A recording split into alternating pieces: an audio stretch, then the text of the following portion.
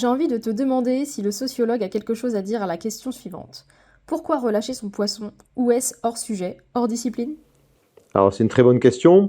Alors déjà, avant de répondre à la question pourquoi relâcher le poisson, je dirais déjà que ça n'est absolument pas hors sujet, puisque bon, tu m'as appelé sociologue, hein, mais c'est vrai que je ne sais pas si je suis sociologue, mais en tout cas j'ai fait une recherche en sociologie sur les pêcheurs, et que une des premières questions qui hantait mon travail, c'était pourquoi les pêcheurs relâchent leurs poissons.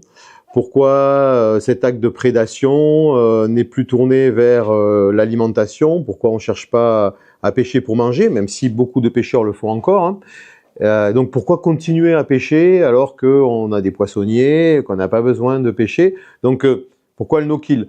Et je pense que c'est quand même une question qui est importante parce que, ben voilà, parce que quand on y répond, on répond à plein de choses. Alors pour dire les choses très simplement, hein, moi j'ai fait un peu l'hypothèse que la pêche a subi la même transformation que plein de loisirs. Cette transformation, les sociologues l'appellent la sportification. Alors c'est un mot un peu barbare, mais pour dire quelque part, ça fait un peu mortification, hein, mais pour dire en fait que la pêche est devenue un sport, quelque part, hein, comme plein d'autres activités qui n'étaient pas forcément des sports. Alors voilà, il y a des critères qui font que c'est un sport, on y reviendra peut-être. Et du coup, bah, le no-kill, c'est aussi une façon de montrer, et j'ai souvent été frappé par le fait que, surtout au début du no-kill, dans les années, je dirais les années 90-2000, il y avait beaucoup de démonstrations chez les pêcheurs. C'est-à-dire, en fait, hein, on se mettait en scène en train de relâcher le poisson. Moi, je voyais des pêcheurs à la mouche qui embrassaient les truites avant de les relâcher, voilà, qui faisaient, et qui voulaient, par exemple, plus que montrer le poisson, c'est important de le montrer sur les photos, mais montrer aussi le relâcher. Ah, fais-moi une photo, filme-moi ou photographie-moi quand je le relâche, pour bien montrer, et je pense qu'il y a une logique un peu ostentatoire de démonstration, on veut montrer que, voilà, alors, pourquoi on fait ça? Ça, c'est une vraie question, hein. On fait ça parce qu'on veut montrer que c'est un sport, que quelque part, cette truite, ce brochet que j'ai attrapé, c'est pas une proie, c'est quelque part un partenaire de jeu. Voilà. Et puis il y a aussi un discours éthique, écologique qui s'est greffé aussi dessus. On pourra y revenir aussi sur le fait que les milieux aquatiques sont fragiles et prélever le poisson, c'est peut-être pas aller dans le bon sens. Voilà, même s'il faut se garder de penser que c'est la responsabilité des pêcheurs qui serait première dans la détérioration des milieux aquatiques, hein, je pense pas. Mais c'est une façon de dire, voilà, je suis responsable, je me responsabilise. Voilà. Mais j'aime la pêche. Et voilà, j'aime la pêche plus que le poisson. C'est peut-être ça le message du no-kill, je trouve. Les pêcheurs pensent souvent qu'ils ont choisi leur technique de pêche au pire que la région dans laquelle ils vivent a orienté leur choix, mais qu'à la fin, ils sont face à ce qu'on appelle de simples choix électifs. Qu'en penses-tu? Alors, oui, comment on choisit sa technique de pêche? Alors ça aussi, parce que voilà, moi j'étais assez frappé par le degré de spécialisation des pêcheurs, hein, depuis très longtemps, hein. Il y a des techniques, et puis quelque part, choisir une technique de pêche, c'est renoncer à une autre, hein. C'est très difficile. Aujourd'hui, quelqu'un qui dit vraiment pêcher de façon approfondie au cou, la carpe, la mouche, le carnassier, au vif, au leurre, le silure, et j'en passe, hein, à la bolognaise, à l'anglaise, au feeder, voilà, j'égrène en mer. Voilà, et en mer, en bateau, à la traîne, au surf casting, enfin, on pourrait multiplier. Voilà, aucun pêcheur aujourd'hui ne peut prétendre maîtriser totalement toutes ces techniques. Donc il y a une spécialisation, une hyper spécialisation qui s'est développée, hein, chez les pêcheurs, et ça m'a toujours énormément questionné. Et je me suis dit pourquoi ces choix? Pourquoi je vais préférer aller vers cette technique vers une autre? Alors la réponse naïve souvent qu'on pourrait avoir, c'est si j'habite à côté d'une rivière où il y a des gardons, je pêche le gardon. Mais en fait, c'est pas aussi simple.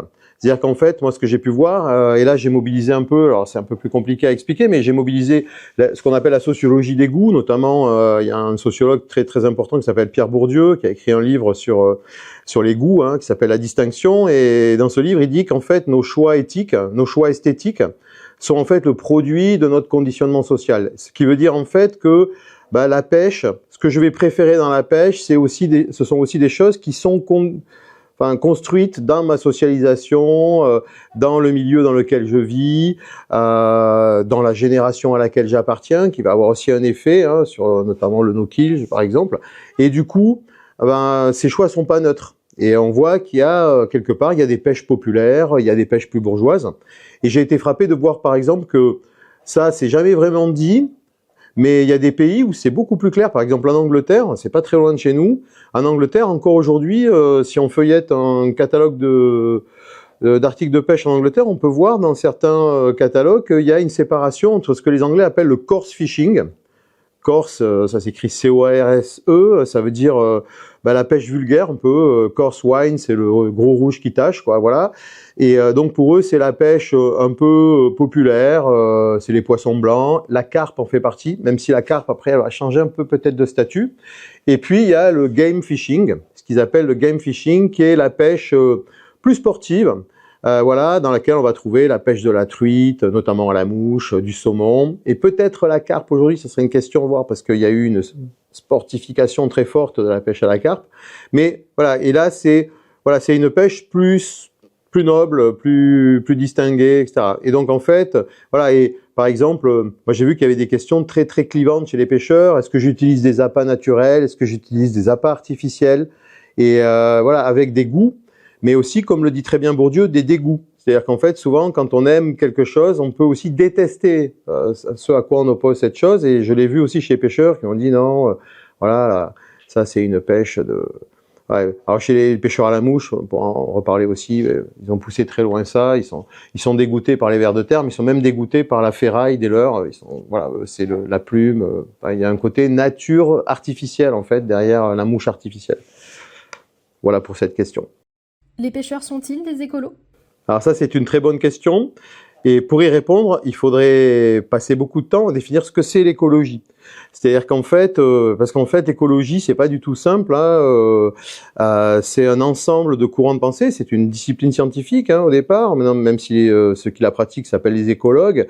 C'est l'idée que les milieux naturels forment des systèmes et que ces systèmes sont interdépendants. Et je pense que de ce point de vue-là, les pêcheurs sont bien plus écologistes que certains qui se disent écologistes. Je pense notamment aux animalistes qui ont tendance à considérer que, en fait, défendre la nature, c'est défendre la vie.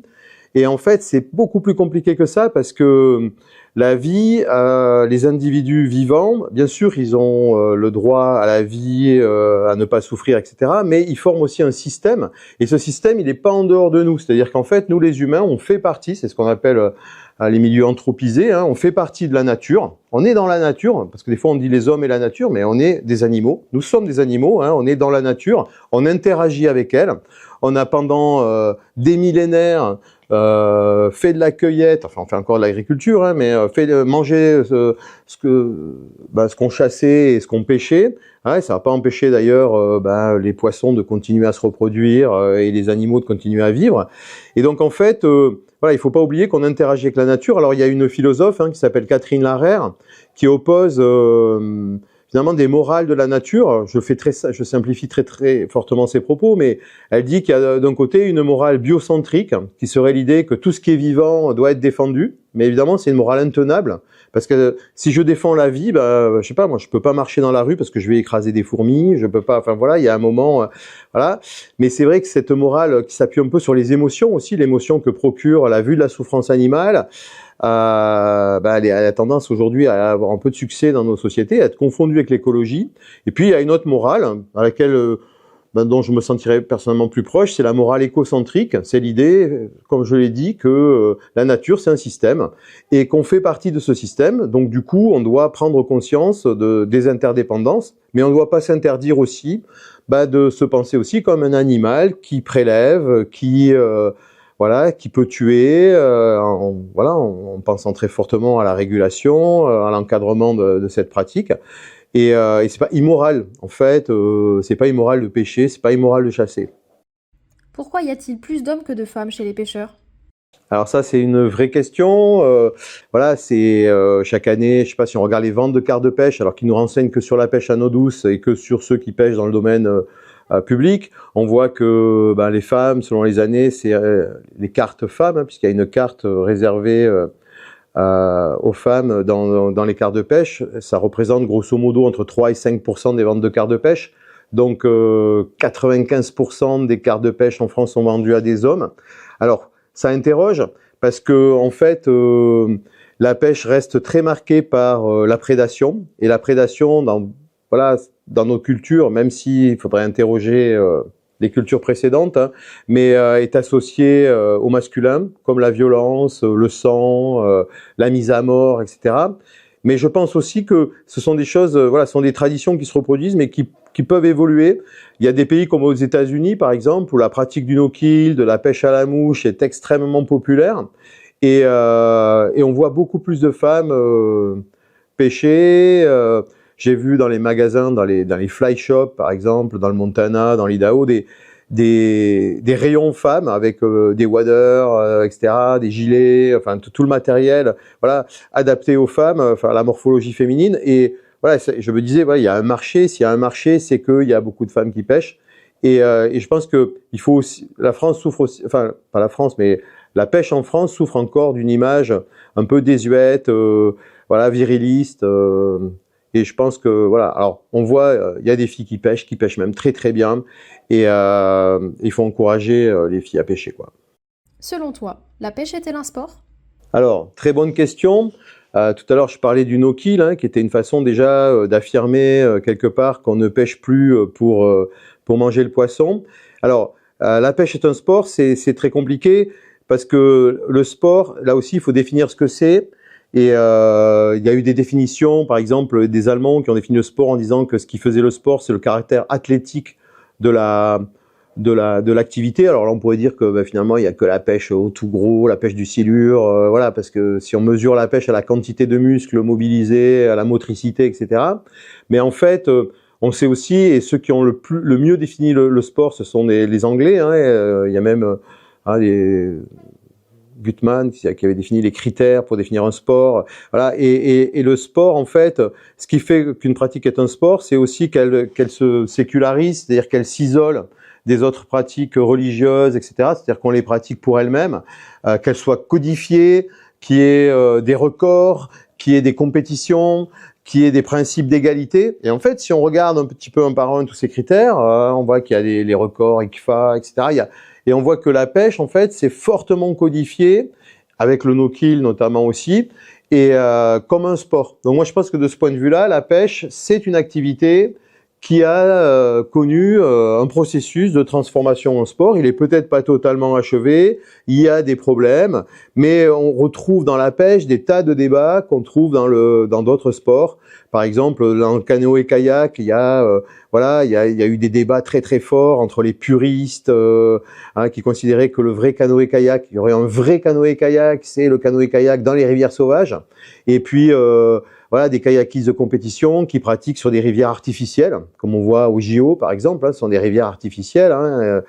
Et ce débat, des fois je le retrouve chez les pêcheurs, quand ils disent c'est quoi la vraie pêche à la mouche, c'est pas la pêche en nymphe, c'est la pêche en mouche sèche, la vraie pêche c'est sans live, c'est en aveugle, etc. Bon, il y a tout et des débats sur la technique, parce que finalement le live c'est aussi un peu la combinaison de natation qui a été interdite. Enfin, on retrouve un peu ces débats. Pour certains, c'est de la triche, mais moi, je pense que non. Je pense que c'est une avancée technologique qui va, quand elle sera universelle, il y aura moins de débats. Mais voilà, ces débats récurrents sont des débats qu'on retrouve dans beaucoup de sports. Et je pense quand même aussi que d'un point de vue athlétique, quand on pêche, il faut quand même une bonne condition physique. Quand on pêche, si on est fatigué, si on n'est pas en forme, que ce soit en bateau, que ce soit dans les torrents, que ce soit et même la carpe, même les pêches statiques demandent quand même une bonne endurance, et puis je dirais aussi des qualités mentales, d'obstination, de volonté qui sont très très proches des qualités qui sont demandées dans plein de sports de haut niveau. Hein. Donc quand on voit les compétiteurs, par exemple, il n'y a aucun doute que ce sont des sportifs, quoi. Plus malicieux, les pêcheurs sont-ils des menteurs? Alors, les pêcheurs sont-ils des menteurs? C'est une question... alors, je vais peut-être pas répondre directement à cette question-là, parce que j'ai envie de dire, en fait, quand on parle beaucoup, on finit toujours par mentir. Je dirais plutôt ça comme ça, c'est-à-dire qu'en fait, moi j'ai remarqué dans ma thèse, en observant les pêcheurs, donc moi j'ai par exemple observé très longtemps un club de pêche à la mouche.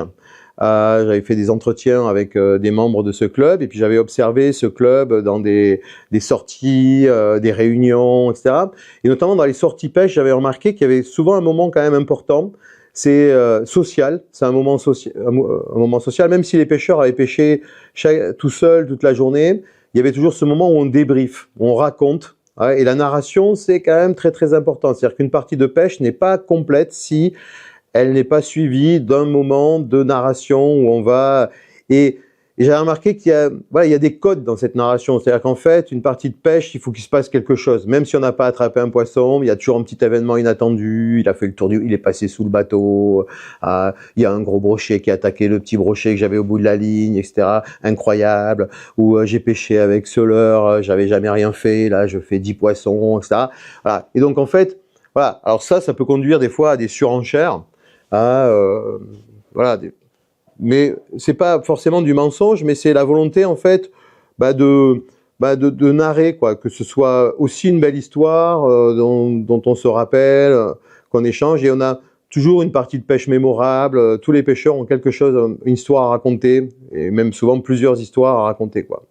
Alors après, de là à dire que ce sont des menteurs, moi il y a un pêcheur à la mouche qui avait fait un beau mot une fois sur internet, qui avait dit aujourd'hui, la pêche était tellement difficile que même les menteurs n'ont rien pris. Et je trouvais ça très drôle. Pourquoi les chaînes TV de pêche sont-elles aussi des chaînes de chasseurs?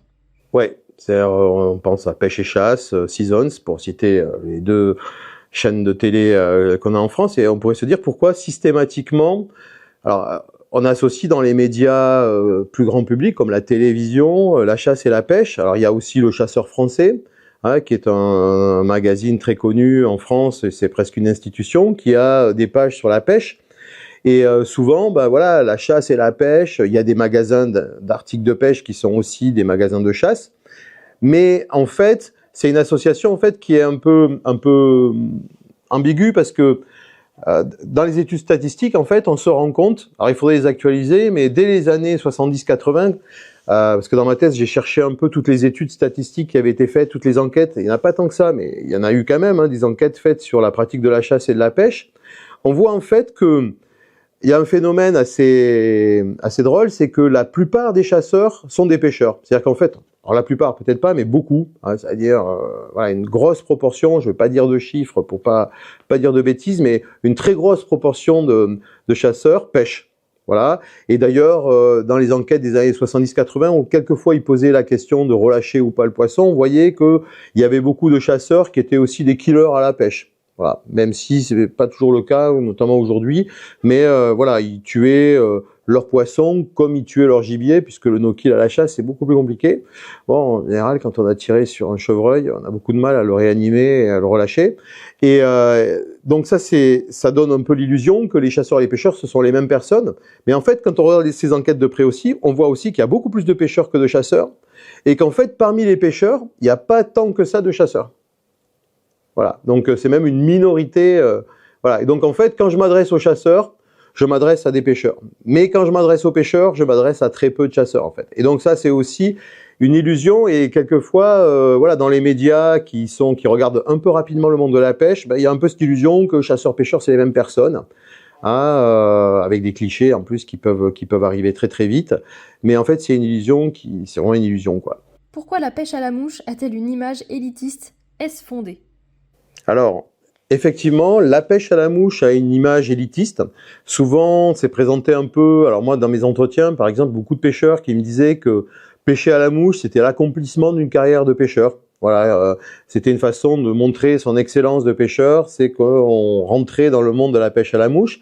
Et cette image élitiste, elle est renforcée par plein de choses, par le prix du matériel, même si là on pourrait discuter, parce que quand on feuillette voilà, les catalogues d'articles de pêche, on voit quand même que le matériel de pêche à la mouche, effectivement, peut être très onéreux, même si aujourd'hui il y a une démocratisation, mais tout le matériel à la pêche au leurre, à la carpe, au coup, une canne à coup de compétition, ça coûte extrêmement cher. Donc voilà, donc c'est pas ce facteur qui est le seul, mais par contre, c'est une pêche qui a ce que Bourdieu appellerait des profils distinctifs, c'est-à-dire que c'est une pêche très codifiée, avec une codification anglo-saxonne, qui a une image, un peu comme le golf, a une image distinctive, c'est-à-dire qu'en fait, voilà, c'est une pêche voilà, pêcher à la mouche, c'est se référer à une tradition, hein, même si aujourd'hui, des fois, les jeunes générations, comme cette tradition était longtemps portée aussi par de la littérature, hein, elle est un peu moins connue, mais voilà, une codification, des noms, voilà, des noms de matériel en anglais, etc.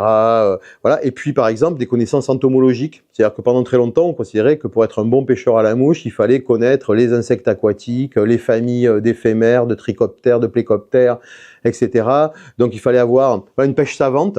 Et en plus, avec une barrière à l'entrée aussi, c'est une pêche qu'il est difficile d'apprendre tout seul, puisqu'il y a une gestuelle particulière qui n'est pas du tout intuitive. Hein, lancer un bouchon dans l'eau, ça peut être un peu intuitif, même s'il faut apprendre, hein, pareil pour lancer un leurre, mais la pêche à la mouche, ça demande la maîtrise d'une gestuelle qui n'est pas évidente. Hein, voilà, il faut un certain temps, mais je dirais comme faire du vélo ou jouer au golf. Hein, mais voilà, et souvent ça passe par un apprentissage dans un club avec quelqu'un qui nous montre, etc. Donc voilà, c'est pas une pêche immédiate, c'est une pêche voilà qu'il faut conquérir hein, par cette gestuelle corporelle. Et du coup, ben, elle a effectivement cette image qui est cultivée. Hein. D'ailleurs, je pense que pour le marketing, c'est très bien parce que le marché de la pêche à la mouche, souvent, c'est un marché voilà, un peu de luxe. On a des cannes de luxe. Voilà. Mais alors, est-ce que c'est fondé? Oui, parce que historiquement, la pêche à la mouche a été une pêche d'aristocrates, ça a été une pêche voilà, de grands bourgeois, etc. Aujourd'hui, un peu moins, elle est beaucoup plus démocratisée, etc. Mais elle garde toujours, et chez les pêcheurs, il y a toujours aussi voilà, ce petit côté, il peut y avoir chez les pêcheurs à la mouche, hein, fly only. Moi, j'ai vu souvent écrit voilà, sur certains, il y en a que c'est leur nom, sur Internet, etc. Il y a une façon de dire, je ne pêche qu'à la mouche. C'est-à-dire, en fait, comme je disais tout à l'heure, il y a des goûts et des dégoûts, et en fait, mettre un peu à l'écart les autres techniques qui seraient jugées forcément plus barbares. Voilà, moi, je me rappelle, une fois, j'étais parti pêcher à la mouche avec des amis moucheurs, et j'avais une canne à leurre dans mon coffre. Et en fait, j'ai cru que c'était voilà, c'était la kryptonite de Superman. Ils pouvaient pas y toucher, quoi. Ils m'ont dit, mais c'est pas très catholique ton truc, mais c'est à toi, mais tu pêches avec ça. Enfin voilà. Et je trouvais ça très drôle, quoi, parce que voilà, là, on avait un rapport quasi religieux et distinctif. Voilà. Mais je pense que ces choses évoluent aussi, et qu'aujourd'hui, il y a des jeunes générations qui ont un peu oublié. Alors, c'est l'inconvénient de leur inculture, j'aurais envie de dire, en étant un peu méchant, mais en même temps, ça a aussi un avantage, c'est qu'ils ont un peu oublié ces vieilles querelles de chapelle entre les techniques de pêche, et que, voilà, s'ils voient que les chevennes gobent, ils vont apprendre vite fait à lancer une mouche, et puis ils vont essayer de les attraper, sans se demander si c'est mieux, est-ce que je suis noble parce que je pêche en sèche? Est-ce que le chevenne est un poisson noble? Parce que les pêcheurs à la mouche vous diront que le chevenne, c'est quand même un poisson pas très noble, hein, il vaut mieux pêcher la truite. Voilà, ils vont pas se poser ces questions-là, et je trouve ça très bien. Toutes nos questions en soulèvent une autre. À quel point la population de pêcheurs est homogène? Ok.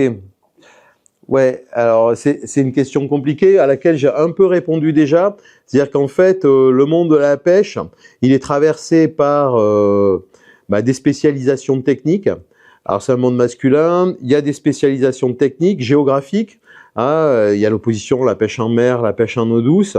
Donc c'est un monde qui est à la fois unifié, parce que les pêcheurs, quand deux pêcheurs se rencontrent, quelle que soit la technique pratiquée, ils ont souvent une complicité de caste, hein, ils se disent t'es pêcheur, voilà. Alors après ça peut, voilà, ah tu es carpiste, moi je suis mouchiste, ah bon d'accord, bon, mais ils ont quand même, voilà, je dirais, ce sentiment d'appartenance à un groupe. Alors après, oui, il y a quand même des pêches très populaires, des pêches statiques. La pêche de la carpe, la pêche au cou. Moi, j'ai fait une opposition souvent entre les pêches dynamiques et les pêches statiques, entre les appâts artificiels et les appâts naturels, entre les pêches de proximité. Hein. J'ai vu que les pêches populaires, c'était souvent des pêches de proximité. On se déplace assez peu. Hein, ce qui est une des caractéristiques des classes populaires, elles partent peu en vacances, et les pêcheurs pêchent souvent les mêmes rivières à proximité de chez eux, les mêmes lacs. Et puis des pêches plus bourgeoises, où on fait des voyages de pêche. Hein. Il y a un marché du voyage de pêche, il y avait même une revue qui s'appelait, je crois qu'elle existe encore, hein, Voyage de pêche. Et en feuilletant cette revue, on voit très vite qu'elle s'adresse plutôt à un public fortuné, voilà, qui est en recherche de pêche plus distinctive, etc. Donc c'est un monde qui est à la fois uni et en même temps qui est un peu hétérogène. Et puis il y a des clivages qui peuvent apparaître, comme le silure, par exemple, dont on a pu parler, le silure, voilà, qui est considéré comme un vrai poisson de sport par certains, un poisson dégueulasse et monstrueux par d'autres, qui vient voilà, perturber même leur pêche. Hein. Ah, j'ai encore attrapé un silure en pêchant le black bass, ça m'énerve, voilà. Donc voilà, il y a des lignes voilà, d'hétérogénéité parmi les pêcheurs, mais je pense que ça c'est un vrai problème. Il faut que les pêcheurs s'unissent aussi pour défendre leurs intérêts, et je pense que plus ils vont être attaqués de l'extérieur, notamment je pense aux animalistes, et plus ce qui les rassemble va être plus important que ce qui les sépare. Je l'espère. Les pêcheurs ont-ils du pouvoir, politiquement ou autre? Voilà, alors ça c'est une très bonne question. Est-ce que on pose cette question parce que justement tout à l'heure on parlait de la proximité entre les pêcheurs et les chasseurs, qui est une vraie fausse proximité. Et souvent quand on parle des chasseurs, on n'en parle pas toujours uniquement comme des praticiens synégétiques, hein, mais on en parle aussi comme une catégorie politique. Les chasseurs, il y a eu un parti à une époque qui s'appelait Pêche Nature Tradition. D'ailleurs c'était intéressant parce que on disait que c'était le parti des chasseurs, et comme j'ai dit tout à l'heure, ils sont un peu pêcheurs les chasseurs, donc c'était naturel de dire que c'était aussi des pêcheurs. Mais est-ce qu'il y a un parti des pêcheurs quelque part? Est-ce que les pêcheurs sont capables de s'unir pour se mobiliser? Aujourd'hui je ne le pense pas, malheureusement. Alors moi j'ai assisté quelquefois à quelques petites mobilisations de pêcheurs. Je me rappelle il y a déjà plus de 20 ans d'une manifestation de pêcheurs après la rupture d'un barrage EDF en Dordogne, mais les pêcheurs sont assez peu mobilisés. Alors il y a quelques pêcheurs mobilisés, hein, il y a eu des avocats qui sont mobilisés. Par exemple, il y avait un collectif qui s'appelait Ampertos, hein, Truite Ombre Saumon, et ils se mobilisaient pour voilà, pour porter plainte contre les barrages hydroélectriques, contre toutes les entraves à la remontée des saumons. Mais voilà, le problème c'est que de l'extérieur, alors je l'ai déjà dit tout à l'heure, de l'intérieur, les pêcheurs sont un petit peu hétérogènes. Voilà, pas fortement tous conscients voilà, des enjeux d'une mobilisation autour de la pratique de la pêche. Et de l'extérieur, les pêcheurs sont aussi perçus par les médias comme des gens assez passifs, une pratique un peu désuète. D'ailleurs, il y avait un chercheur en sciences politiques, j'ai plus son nom, mais qui avait écrit un article sur pourquoi, par exemple, l'abstention, quand on va pas voter, souvent on utilise la pêche pour dire les Français sont partis pêcher au lieu ils sont allés voter. Et donc en fait, la pêche est perçue même comme un retrait de la vie sociale. Hein, les pêcheurs, ce seraient des gens qui se retirent comme des Robinson sur leur île, hein, ils se retirent de la vie sociale. Alors ça, évidemment, c'est une image qui est fausse. Et comme je l'ai dit précédemment, je pense que les pêcheurs sont déjà attaqués aujourd'hui, voilà, par les animalistes, par les gens qui veulent interdire. On va parler de la pêche au vif, etc. Et je pense qu'il faudra peut-être mettre de côté ces divisions pour s'unir. Alors après, ça veut dire aussi qu'il faut accepter de se remettre en cause aussi. C'est-à-dire, en fait, accepter, moi, par exemple, il y a des choses qui m'interrogent dans la pêche, hein, c'est par exemple la pollution par les plastiques, les emballages des leurres, les leurres souples qui restent au fond de l'eau, sont-ils tous biodégradables? Je pose la question hein, aux fabricants, etc., mais j'ai pas toujours des réponses très claires. Et l'usage du plomb, hein, qui est maintenant interdit, etc. Mais voilà, donc est-ce qu'il faut attendre que les choses soient interdites pour se poser des questions sur l'empreinte écologique de notre pratique? Voilà. Mais je pense que voilà, chez les pêcheurs, il y a un potentiel de mobilisation qui est très fort. Voilà, parce qu'il y a quand même du commun.